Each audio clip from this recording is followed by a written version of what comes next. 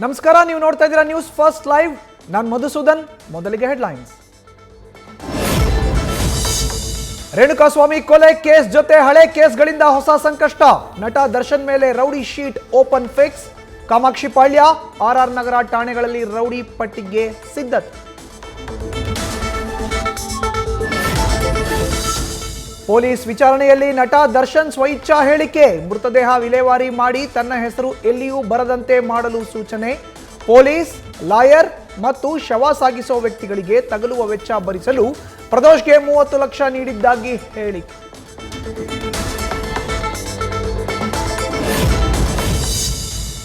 ದರ್ಶನ್ ಜೈಲು ವಾಸ ತಪ್ಪಿಸಲು ಸಚಿವರೊಬ್ಬರ ಯತ್ನ. ಗೃಹ ಸಚಿವ, ಕಾನೂನು ಸಚಿವರ ಎದುರು ಕಣ್ಣೀರಿಟ್ಟ ಓರ್ವ ಮಿನಿಸ್ಟರ್.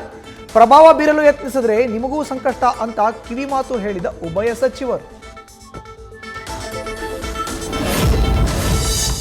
15ನೇ ಆರೋಪಿ ಕಾರ್ತಿಕ್ದು ಇದೇ ಮೊದಲ ಕೇಸ್ ಅಲ್ಲ.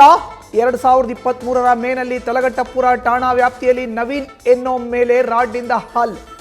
ಬೇಲ್ ಮೇಲೆ ಹೊರ ಬಂದಿದ್ದ ಕಪ್ಪೆ ಈಗ ಕೊಲೆ ಕೇಸ್ನಲ್ಲಿ ಭಾಗಿ. 11 ದಿನಗಳಿಂದ ಹುಡುಕಿದ್ರೂ ಸಿಗದ ಮೊಬೈಲ್ಗಳು.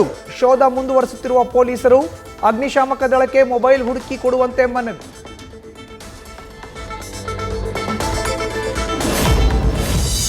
ಸಾಮಾನ್ಯ ಆರೋಪಿಗಳಂತೆಯೇ ದರ್ಶನ್ ಪವಿತ್ರ ವಿಚಾರಣೆ.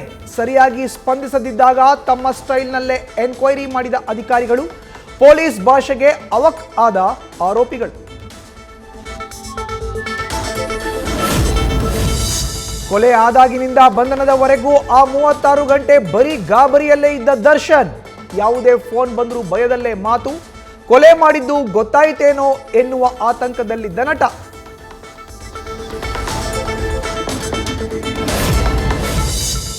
ಜೈಲು ಸೇರಿರುವ ದರ್ಶನ್ರ ಗನ್ ಲೈಸೆನ್ಸ್ ರದ್ದು ಸಾಧ್ಯತೆ. ಗನ್ ಇಟ್ಟು ಜೀವ ಬೆದರಿಕೆ ಬಗ್ಗೆ ನ್ಯೂಸ್ ಫಸ್ಟ್ಗೆ ಹೇಳಿಕೊಂಡ ನಿರ್ಮಾಪಕ ಉಮಾಪತಿ. ದರ್ಶನ್ ಗನ್ ಲೈಸೆನ್ಸ್ ನಿಯಮ ಉಲ್ಲಂಘನೆ ಮಾಡಿದ್ದಾರೆಂಬ ಚರ್ಚೆ ಜೋರು.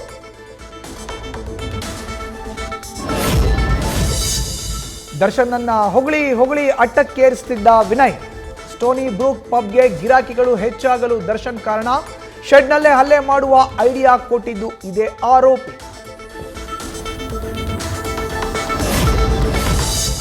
ರೇಣುಕಾಸ್ವಾಮಿ ಹತ್ಯೆ ನಂತರ ಒಂದೇ ಬಟ್ಟೆಯಲ್ಲಿ 3 ದಿನ ಕಳೆದಿದ್ದ ನಿಖಿಲ್. ಬಟ್ಟೆ ಬದಲಾಯಿಸದೆ ಓಡಾಡಿದ್ದಲ್ಲದೆ ಹೋಟೆಲ್ನಲ್ಲಿ ಎಣ್ಣೆ ಪಾರ್ಟಿ.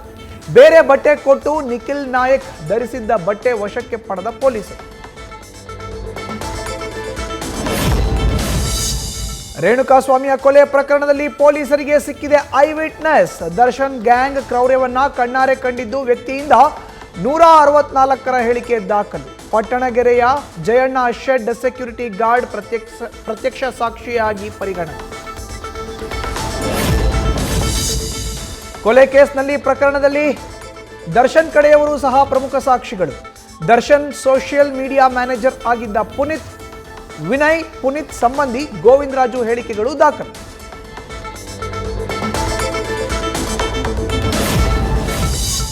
ಒಂದಲ್ಲ ಎರಡಲ್ಲ ಡಿ ಗ್ಯಾಂಗ್ ವಿರುದ್ಧ ಒಟ್ಟು 115 ಸಾಕ್ಷಿಗಳ ಕಲೆ. ಕೃತ್ಯಕ್ಕೆ ಬಳಸಿದ್ದ ವಸ್ತು, ಕಾರು, ಆರೋಪಿಗಳ ಬಟ್ಟೆ, ಸಿಸಿಟಿವಿ ಫುಟೇಜ್ ಲಭ್ಯ. ಜೂನ್ 15ರವರೆಗೂ ಕಲೆ ಹಾಕಲಾದ ಸಾಕ್ಷ್ಯಾಧಾರಗಳ ಪಕ್ಕಾ ಲೆಕ್ಕ. ದರ್ಶನ್ ರದ್ದು ಹಿತ್ತಾಳೆ ಕಿವಿ. ಯಾರೇನೇ ಹೇಳಿದ್ರು ಕೇಳಿಬಿಡ್ತಾನೆ. ಯೋಚಿಸೋದೇ ಇಲ್ಲ. ಬೇರೆಯವರ ಮಾತು ಕೇಳಿಕೊಂಡು ನಮ್ಮ ಮೇಲೂ ಗಲಾಟೆ ಮಾಡಿದ್ದ. ದರ್ಶನ್ ಕ್ರೌರ್ಯ ಬಿಚ್ಚಿಟ್ಟ ಚಿಂಗಾರಿ ನಿರ್ದೇಶಕ ಮಹಾದೇವ್.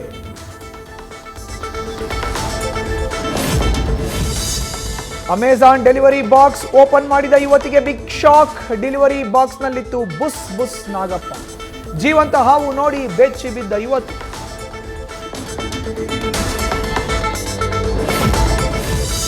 ಮಹಾರಾಷ್ಟ್ರ ಗಡಿ ಭಾಗದಲ್ಲಿ ಹೆಣ್ಣು ಭ್ರೂಣ ಹತ್ಯೆ ಕೇಸ್. ವಿಜಯಪುರದಲ್ಲಿ ಆರೋಗ್ಯ ಇಲಾಖೆ ಅಧಿಕಾರಿಗಳು ಅಲರ್ಟ್. ಖಾಸಗಿ ಆಸ್ಪತ್ರೆಗಳಿಗೆ ಜಿಲ್ಲಾ ಆರೋಗ್ಯಾಧಿಕಾರಿಗಳ ದಿಢೀರ್ ಭೇಟಿ.